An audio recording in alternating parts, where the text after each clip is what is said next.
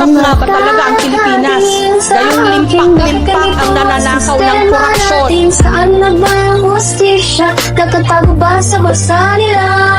Nakikita ko sa balita tuwing umaga, mga pangako na walang katotohanan. Gusto mo na wala sa kanilang mga kamay habang sila'y nagkakaroon ng mansyon. Sino ba bang dito bakit laging mahihirap ang laging naiiwan? Yung mga taong dapat magsabi sa amin, sila pang kukuha sa aming bansa. Na ba ang pag-asa natin?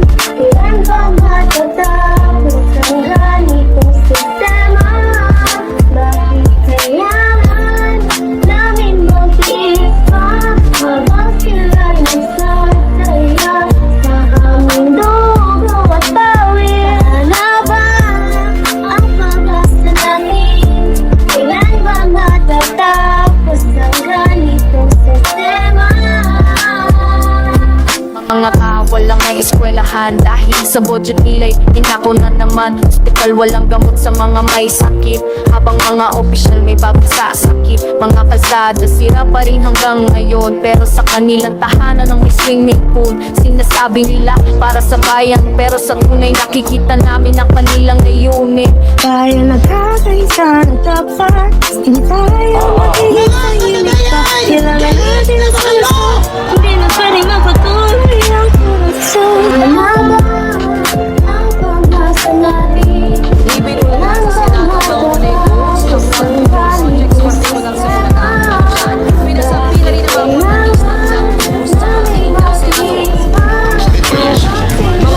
Kaliwat kanan na sumusulpo at lumulutang itong mga palpak at maanumalya ng mga flood control projects. At sa katunayan, may nga palpak eh.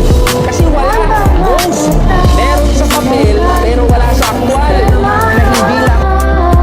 Lahat ay nagtitiis para sa pamilya. Mga tayo nagtrabaho buong maghapon. Lahat tayo ay nagpabayad ng buwis. Pero sana pupunta ang aming kontribusyon. Hindi ako titigil sa pagsasalita dahil totoo ang mga nakikita ko, mga mata ko bukas sa mga nangyayari. Hindi ako magpapaloko sa mga sinasabi. Kinabukasan ng mga anak namin nasa kamay ng mga taong walang puso, kaya kailangan namin umabot ngayon para sa susunod na henerasyon. Sana ba